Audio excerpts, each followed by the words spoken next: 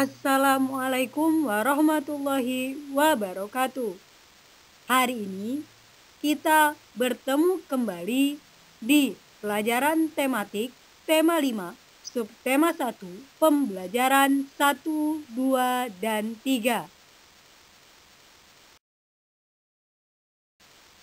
Sebelum Ibu lanjutkan untuk menjelaskan materi pada pertemuan hari ini, ada beberapa soal yang nantinya wajib kalian jawab.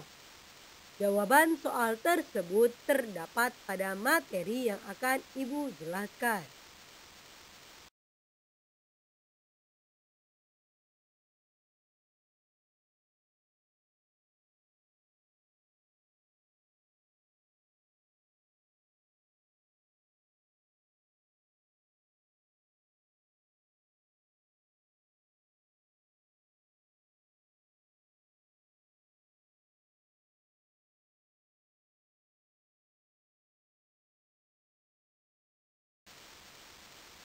Ada beberapa pokok bahasan yang akan kita pelajari pada pertemuan hari ini. Yang pertama, menjelaskan informasi penting dalam teks non-fiksi. Yang kedua, menentukan ide pokok dalam teks non-fiksi. Yang ketiga, pengertian ekosistem dan jenis makanan hewan. Yang keempat, pengelompokan hewan berdasarkan jenis makanan. Yang kelima, letak geografis Indonesia. Dan yang keenam, peristiwa Sumpah Pemuda.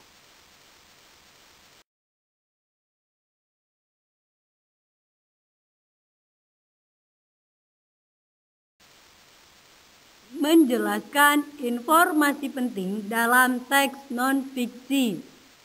Teks non-fiksi adalah teks yang berisi informasi berdasarkan fakta atau kenyataan. Teks non-fiksi dapat kita temukan dalam artikel surat kabar atau majalah. Contoh teks non-fiksi antara lain esai, jurnal tentang sejarah atau ilmiah, biografi, serta karya sastra. Dalam teks non-fiksi, informasi-informasi yang disajikan tentunya memiliki keterkaitan satu sama lain secara berurutan sesuai kenyataan yang ada. Informasi-informasi tersebut disusun hingga menjadi sebuah paragraf yang padu. Setelah itu, paragraf-paragraf digabungkan hingga menjadi sebuah teks non-fiksi.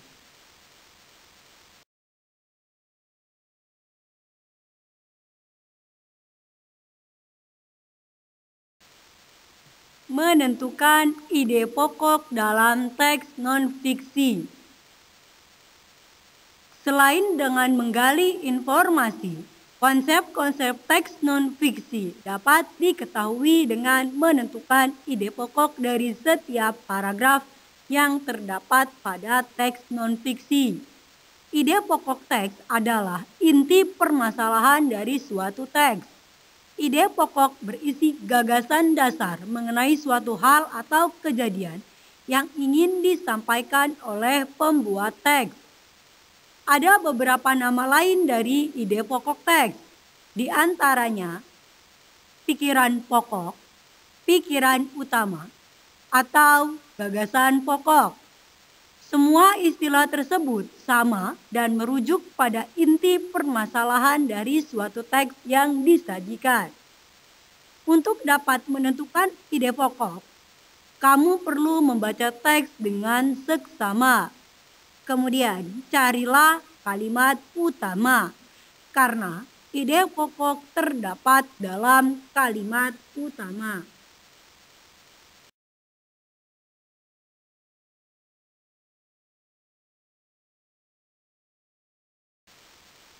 Perhatikan paragraf berikut ini. Berdasarkan cara terbentuknya, ekosistem dapat dibedakan menjadi dua, yaitu ekosistem alami dan ekosistem buatan. Ekosistem alami adalah ekosistem yang terbentuk tanpa campur tangan manusia. Sementara itu, ekosistem buatan adalah ekosistem yang dibuat oleh manusia. Pada paragraf tersebut, kalimat utama terdapat pada awal paragraf. yaitu berdasarkan cara terbentuknya, ekosistem dapat dibedakan menjadi dua, yaitu ekosistem alami dan ekosistem buatan. Oleh sebab itu, ide pokok paragraf tersebut adalah jenis ekosistem berdasarkan cara terbentuknya.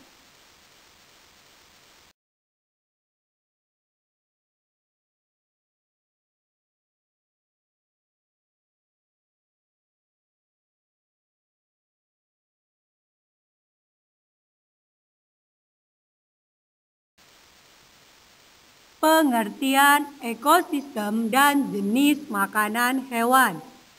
Setiap makhluk hidup memerlukan makhluk hidup lain dan lingkungannya untuk kelangsungan hidupnya. Makhluk hidup berinteraksi dengan sesamanya maupun dengan lingkungan tempat hidupnya. Hubungan timbal balik antara makhluk hidup dan lingkungannya disebut ekosistem. Ekosistem terdiri atas dua komponen, yaitu komponen biotik makhluk hidup dan komponen abiotik benda tak hidup.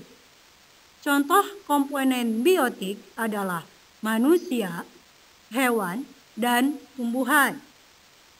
Contoh komponen abiotik adalah tanah, udara, air, cahaya matahari, dan suhu. Berdasarkan cara terbentuknya, ekosistem dibedakan menjadi ekosistem alami dan ekosistem buatan. Contoh ekosistem alami adalah hutan dan laut. Sedangkan contoh ekosistem buatan adalah sawah, kolam, dan akuarium. Selain itu, ekosistem juga dapat dibedakan menjadi ekosistem perairan dan darat. Contoh ekosistem perairan seperti laut, danau, sungai, dan lain-lain. Sedangkan contoh ekosistem darat adalah hutan, padang rumput, savana, dan lain-lain.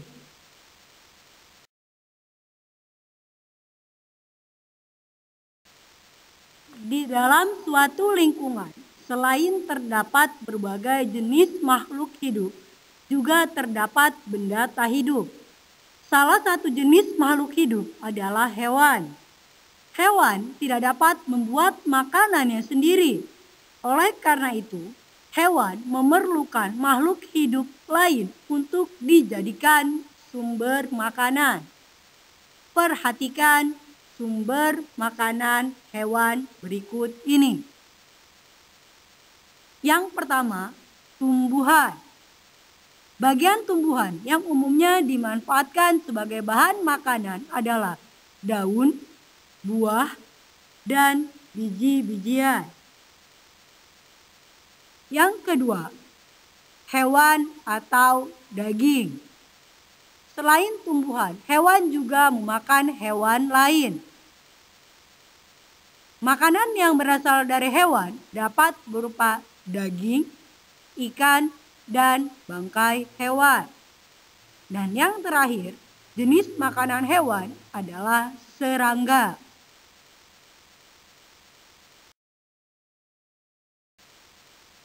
Pengelompokan hewan berdasarkan jenis makanan. Dalam ekosistem, hewan dapat dikelompokkan berdasarkan jenis makanannya. Berikut pengelompokan hewan berdasarkan jenis makanannya. Hewan pemakan tumbuhan, herbivora. Hewan pemakan daging, karnivora. Hewan pemakan segalanya, omnivora. Hewan pemakan serangga, insektivora.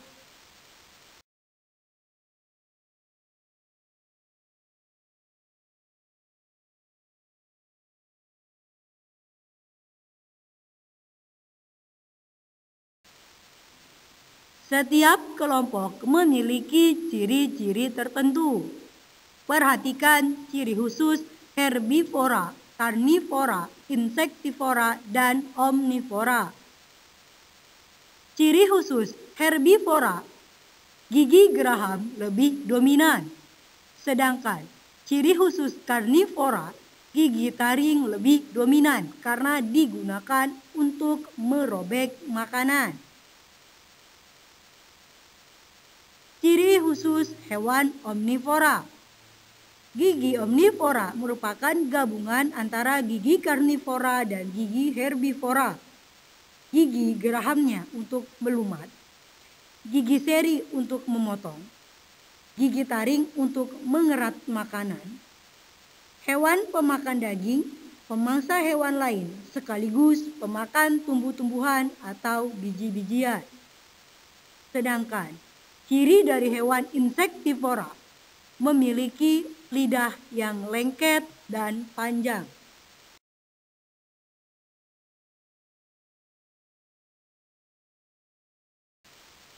Perhatikan contoh kelompok hewan herbivora dan karnivora berikut ini.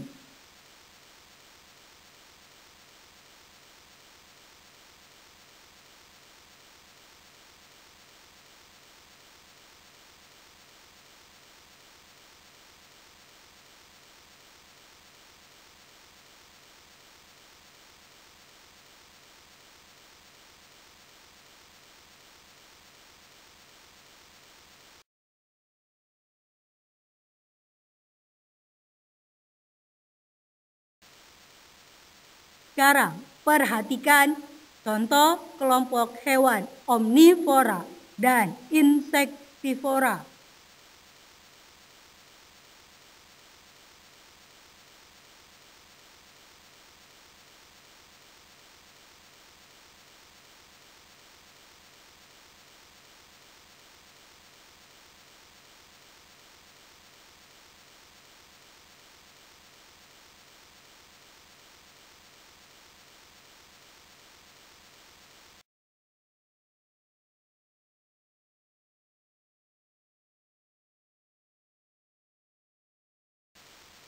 Letak geografis Indonesia. Pada tema yang pertama, kita pernah mempelajari tentang letak geografis Indonesia. Letak geografis adalah letak suatu negara atau wilayah berdasarkan kenyataan di permukaan bumi. Setiap negara memiliki letak geografis yang berbeda-beda. Berdasarkan letak geografisnya, Indonesia diapit oleh dua benua, yaitu benua Asia dan benua Australia. Indonesia juga dikelilingi oleh dua samudra, yaitu Samudra Pasifik dan Samudra Hindia. Letak geografis tersebut membuat Indonesia menjadi pusat perdagangan dan pelayaran.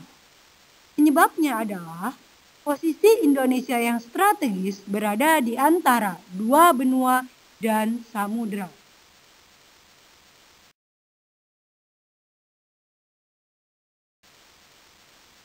Untuk dapat lebih memahami letak geografis Indonesia, kamu dapat membuat peta.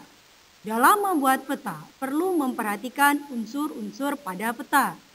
Ada 8 unsur pada peta. Perhatikan. Yang pertama, judul peta. Judul peta menunjukkan isi yang akan digambarkan dalam peta.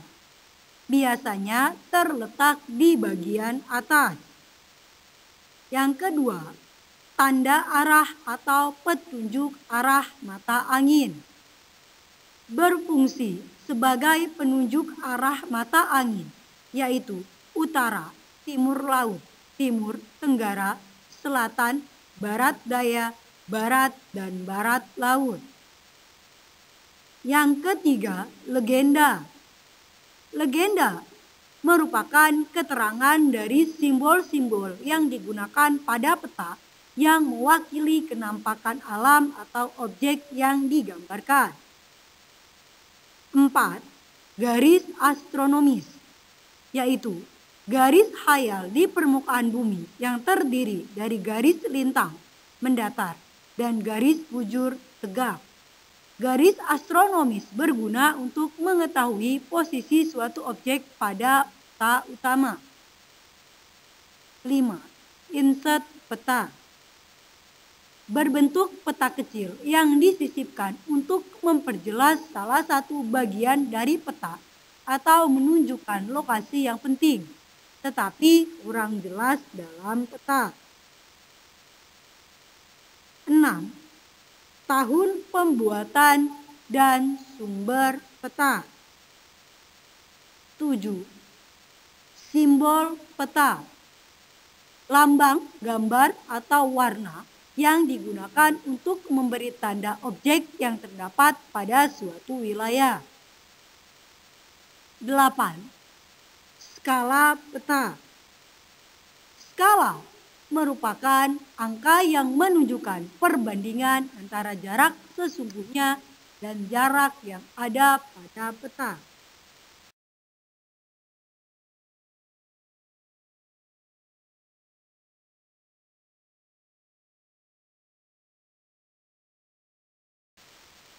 Peristiwa Sumpah Pemuda. Persatuan dan kesatuan bangsa sangatlah penting untuk menjaga kerukunan dan kedaulatan bangsa. Salah satu peristiwa penting yang memperkuat persatuan dan kesatuan bangsa Indonesia adalah peristiwa Sumpah Pemuda. Sumpah Pemuda merupakan hasil keputusan Kongres Pemuda II yang diselenggarakan pada tanggal 27 sampai 28 Oktober 1928 di Jakarta. Sumpah Pemuda diperingati setiap tanggal 28 Oktober. Kongres tersebut dihadiri oleh 750 orang, wakil dari organisasi-organisasi kepemudaan. Sumpah Pemuda dirumuskan oleh para pemuda yang mengikuti kongres tersebut. Para pemuda berasal dari berbagai suku yang ada di Indonesia. Dalam Kongres Pemuda II, untuk pertama kalinya lagu Indonesia Raya diperdengarkan. Lagu ciptaan Wage Rudolf Supratman ini telah menjadi lagu kebangsaan negara Indonesia. Dalam kongres ini pula, bendera merah putih dikibarkan mengiringi lagu tersebut.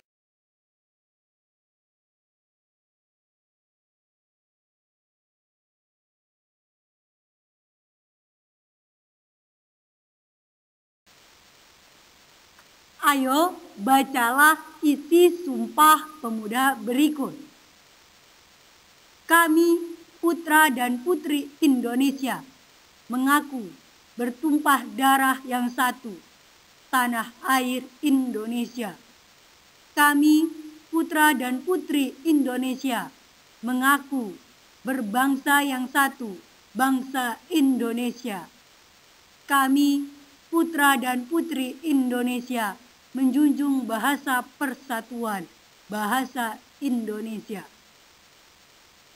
Dalam peristiwa Sumpah Pemuda mengobarkan semangat persatuan dan kesatuan rakyat Indonesia. Banyak manfaat yang kita peroleh dari peristiwa tersebut. Di antaranya adalah mempererat persaudaraan, mewujudkan kerukunan, menumbuhkan semangat bekerja keras, dan semangat untuk gotong royong dalam membangun bangsa.